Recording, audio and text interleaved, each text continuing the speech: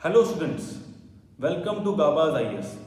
Topic for today's discussion is Essential Commodities Act 1955. Friends, this is the last topic under the heading Laws Invoked During COVID-19 Pandemic. सबसे पहले ये समझते हैं कि ये act कब और क्यों लाया गया. This act came into force in 1955 under certain special conditions. Because just after independence, our country was facing large number of problems, and one such problem was food shortages. And जब भी किसी चीज की शॉर्टेज होती है तो मतलब उसकी सप्लाई कम है और डिमांड ज़्यादा है. वो कंडीशन एप्ट होती है प्राइस इंक्रीज होने के लिए. प्राइस इंक्रीज होने के लिए भी, साथ में ट्रेडर्स के द्वारा कंज्यूमर के एक्सप्लॉयटेशन के लिए भी. उस कंडीशन में some people try to make huge number of profit. तो उस प्रॉफिट पे कैप लगाया जाए और कंज्यूमर के इंटरेस्ट को प्रोटेक्ट किया जाए, तभी एक्ट लाया गया. और इस एक्ट के मेजर ऑब्जेक्टिव्स क्या हैं? To restrict black marketing. Secondly, to stop hoarding. जो भी कमोडिटीज इस एक्ट के शेड्यूल के अंदर आ जाती है तो उसमें स्टॉक लिमिट लगाई जाती है ताकि होर्डिंग ना हो. अगर होर्डिंग नहीं होगी तो प्राइस राइज अपने आप कंट्रोल आने के चांसेस रहते हैं. थर्डली, प्राइस पे कैप लगाया जाए, प्राइस पे चेक रखा जाए ताकि प्राइस ओवर प्राइस ना हो जाए किसी भी चीज के, और उसी प्राइस को रोककर कंज्यूमर को फेयर प्राइस पे कमोडिटीज मिलती रहे. ये कुछ ऑब्जेक्टिव इस एक्ट के. तो आज क्लास का डिस्कशन पैटर्न कुछ इस तरह रहेगा. First we will discuss why this act was in use recently. Second we will discuss important provisions under this act. Third, some points, important points from prelims point of view. Fourth, criticism of this act.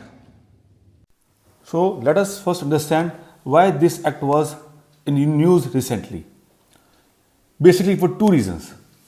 पहली बात, mask and sanitiser को इस act के schedule में डाल दिया.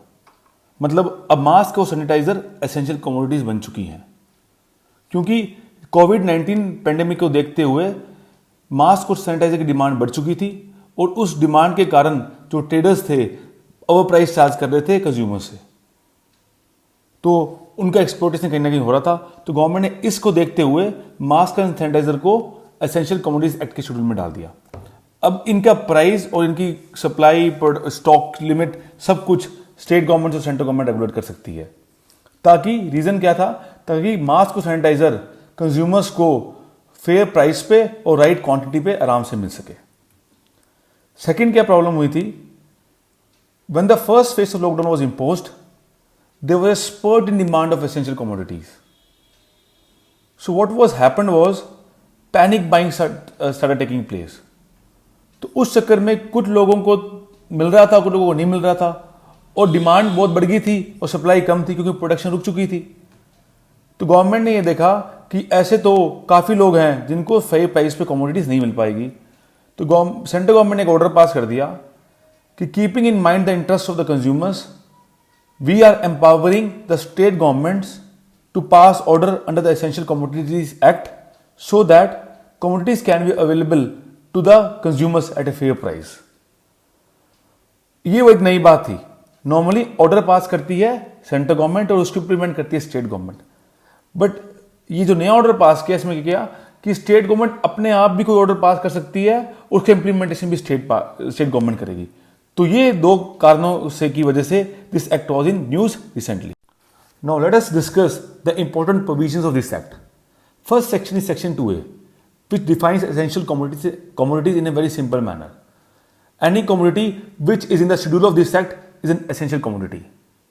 इसका मतलब इस एक्ट के अंदर शेड्यूल है, उस शेड्यूल में अगर हमने किसी कमोडिटी को डाल दिया तो वो एसेंशियल कमोडिटी बन जाएगी, और उस शेड्यूल से हमने बाहर निकाल दिया तो नॉन एसेंशियल हो जाएगी. और ये पावर किसके पास है? This power lies with the central government.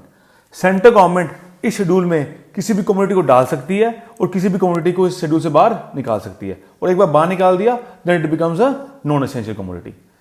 ये एक्ट आया था primarily for the agriculture commodities, but अब ये सिर्फ एग्रीकल्चर के लिए कमोडिटीज के लिए नहीं है.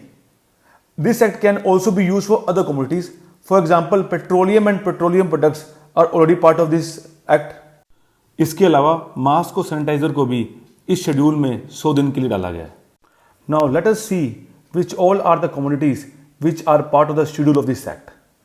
They are drugs, fertilizers, foodstuffs, hang yarn made up fully of cotton, petroleum products, rose jute and jute and textile, seeds of food crops, fruits, vegetable, etc. ये क्वेश्चन बहुत प्रीलिम्स के लिए इंपॉर्टेंट है. ये क्वेश्चन से prelims में सीधा पूछा जा सकता है कि कौन कौन सी commodities are part of the schedule of the essential commodities act. ये आपको बाई हार्ट करके रखना है. Another important section of this act is section 3, which empowers central government to take series of steps to achieve the objective of this act, which includes stopping of black marketing, controlling hoarding, checking on the prices, etc. अब central government क्या क्या step उठा सकती है? Central government supply को maintain कर सकती है या बढ़ा सकती है ताकि कमोडिटीज फेयर प्राइस पे कंज्यूमर्स को अवेलेबल हो. कमोडिटीज का इक्वल डिस्ट्रीब्यूशन कर सकती है.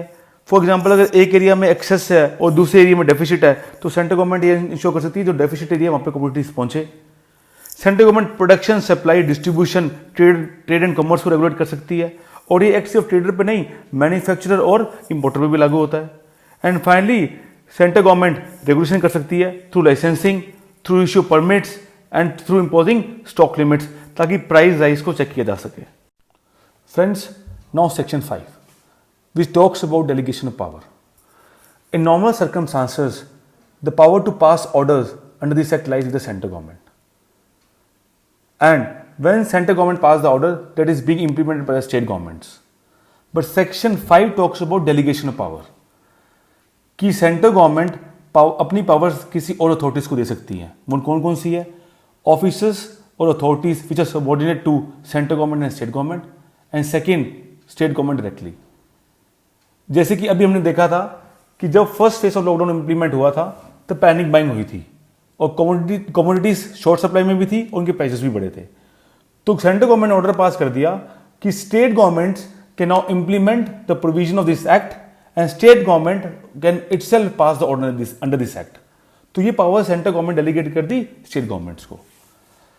अब section 7 we talks about penalties. There are two types of penalties, minor offenses and major offenses. Section 7(1)(a)(1) talks about minor offenses. वो कौन कौन से हैं कि अगर आप रिकॉर्ड्स मेंटेन नहीं कर रहे, अपने अकाउंट्स मेंटेन नहीं कर रहे in regards to sensitive commodities which can attract imprisonment of a period for a period of 3 months to 1 year. And second is major offenses under section 7(1)(a)(2) which include offenses like black marketing, hoarding or charging above the fair price, which can attract imprisonment for a period of up to 7 years or fine or both. Friends, अगले कुछ points जो मैं अभी discuss करने जा रहा हूं ये प्रीलिम्स के लिए बहुत इंपॉर्टेंट है. इन पॉइंट्स को आप बाय हार्ट कर लेना, एकदम याद रखना क्योंकि ये क्वेश्चन सीधा प्रीलिम्स में स्टेटमेंट आ सकती है. पहला पॉइंट क्या है? About essential commodity act 1955. The offenses under this act are criminal and non-bailable offense.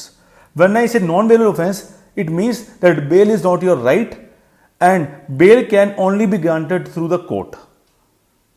Second point is, can MRP be set under the Essential Commodity Act? Yes. मतलब maximum retail price भी किसी भी commodity का इस act के अंदर set हो सकता है. जो पेरिशेबल कमोडिटीज है जैसे कि वेजिटेबल्स और फ्रूट्स होते हैं उनका MRP सेट करती है स्टेट गवर्नमेंट और नॉन पेरिशेबल कमोडिटीज है उनका MRP सेट करती है central government. Third point important for films, DPCO that is drug price control order, जो कि ऑर्डर था मेडिसिन के या ड्रग्स के प्राइसेस को रेगुलेट करने के लिए ताकि उनके प्राइसेस ज्यादा ना बढ़े. वो ऑर्डर भी पास हुआ है एसेंशियल कमोडिटीज एक्ट 1955 के अंदर.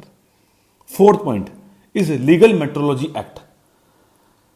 फ्रेंड्स, MRP सेट कर दिया कि कौन सी कमोडिटी कितने प्राइस पे बिक सकती है, मैक्सिमम कितने प्राइस पे बिक सकती है, लेकिन वो बिक रही है MRP पे या नहीं बिक रही या MRP से ज्यादा नहीं बिक रही, इसको चेक करने के लिए हमारे पास एक्ट है लीगल मेट्रोलॉजी एक्ट जो स्टेट गवर्नमेंट ने अभी इसी कोविड-19 पेंडेमिक के टाइम यूज किया था. And the last point is prevention of black marketing and maintenance of supplies of essential commodities act 1980. इस एक्ट को कुछ स्टेट गवर्नमेंट से इन्वॉक किया था.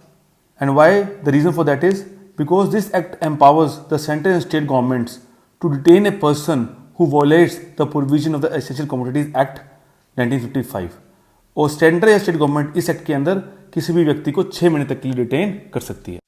Now we are on the last slide of today's discussion, that is criticism of this act, and this discussion is important from mains perspective. First is this act do not cope up with the recent times, because this act came in 1955 during which the country was facing food shortages, and now India is a food surplus country. So this act has lost its relevance. Even Niti Aayog report in 2015 asked to revoke this act.